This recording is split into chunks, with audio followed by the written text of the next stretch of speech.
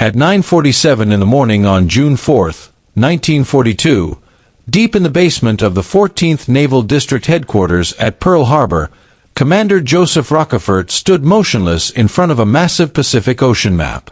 Tiny pins marked the known positions of American warships stretching 1,000 miles in every direction from Midway Atoll. Rockefort had not slept in 36 hours.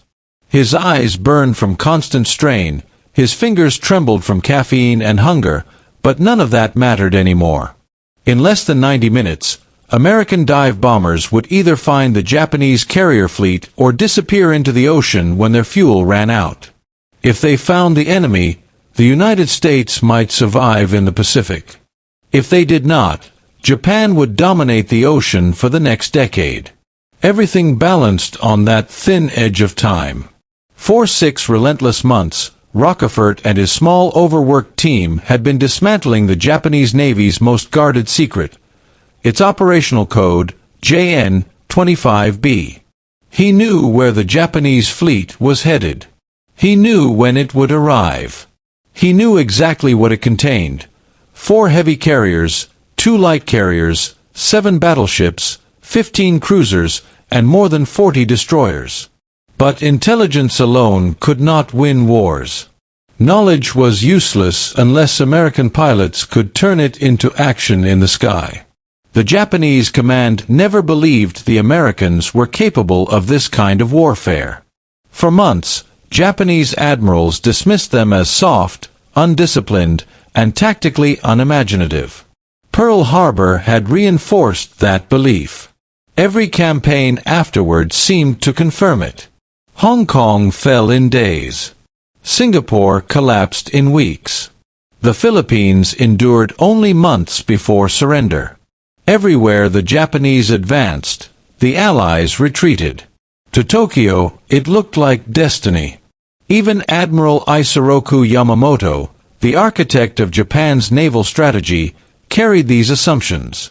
He had lived in the United States, studied at Harvard, served in Washington, and understood American industry better than most of his peers. Yet he came away convinced that American naval officers lacked professional seriousness. He believed they preferred comfort to sacrifice, routine to risk. That belief shaped everything. At Pearl Harbor, he assumed American carriers would be docked because Americans followed predictable schedules. At Midway, he assumed they would react slowly and conventionally. He spread his fleet across millions of square miles because he believed Americans lacked the intelligence capability to detect him in time.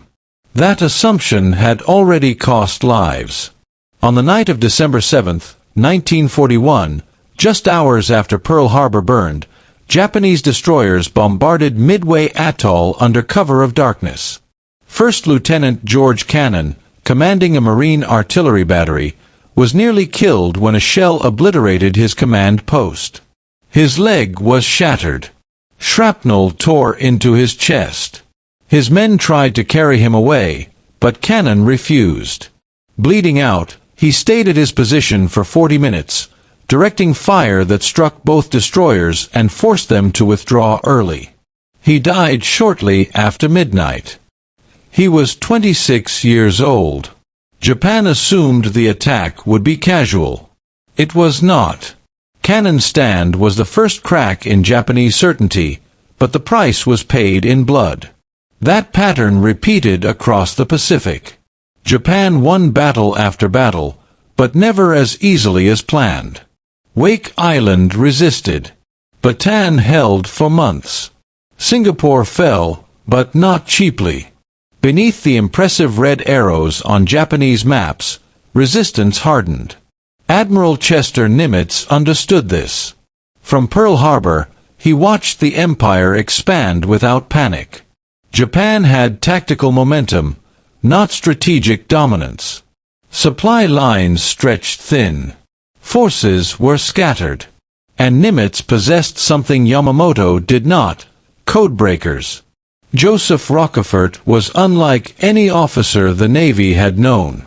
A high school dropout turned intelligence savant, he spoke fluent Japanese, understood the culture intimately, and possessed an instinctive grasp of cryptanalysis. Station Hypo, his unit, operated in a cold, windowless basement filled with IBM machines and exhausted men. Musicians, reservists, linguists, Rockefort chose them for pattern recognition, not rank. They worked endlessly, sleeping in shifts, eating at desks, living inside static and numbers. Rockefort himself wore carpet slippers and a red smoking jacket, caring nothing for appearances. Washington hated him. Pearl Harbor trusted him. By April 1942, Station Hypo was reading nearly 40% of Japanese naval traffic. That was enough. Rockefort began seeing repeated references to an operation against a target called AF. The scale was massive. This was not a raid. This was invasion. Every clue pointed toward Midway, but Washington disagreed. Alaska. Port Moresby. Hawaii. Opinions conflicted. Nimitz needed certainty. He had only 3 carriers. One wrong decision would end the war. Rockefort devised a gamble. Midway broadcast an unencrypted message claiming its water distillation system had failed and supplies were running low. Within days, Japanese intelligence reported, using JN-25B, that AF was suffering a freshwater shortage and recommended bringing desalination equipment. The proof was undeniable. AF was Midway. Nimitz made his decision. Yorktown limped into Pearl Harbor, barely afloat after Coral Sea. Engineers said 90 days. Nimitz gave them 72 hours. Shipyard crews worked without pause, cutting steel, welding decks, rewiring systems. Yorktown sailed with repairmen still aboard. The trap was set. At dawn on June 4th, radar at Midway detected incoming aircraft. Japanese bombs fell. Fighters died. But the airfield survived. And then the call came, Japanese carriers spotted. American carriers launched everything. Lieutenant Commander Wade McCluskey led Enterprise's dive bombers into empty sky. At the intercept point, nothing. Fuel gauges dropped. Pilots turned back. McCluskey pressed on. Then he saw a lone destroyer racing north. He followed instinct. At 10:15, the horizon filled with wakes. 4 carriers. Decks crowded with fueled aircraft. Maximum vulnerability. At 10:22, the sky fell. Bombs punched through decks into hangars packed with fuel and munitions. Fires erupted instantly. Kaga burned. Akagi turned helplessly in circles. Soryu vanished beneath explosions. In 4 minutes, Japan lost 3 fleet carriers. The 4th struck back, crippling Yorktown before dying itself by evening. Nagumo never understood how the Americans found him. Yamamoto never recovered. Japan lost pilots it could not replace with equal skill. Confidence shattered. Doctrine collapsed. The war turned. Midway was not luck. It was intelligence, courage, and risk. Rockefort was punished. McCluskey nearly died. Best lost his lungs. Torpedo crews were annihilated.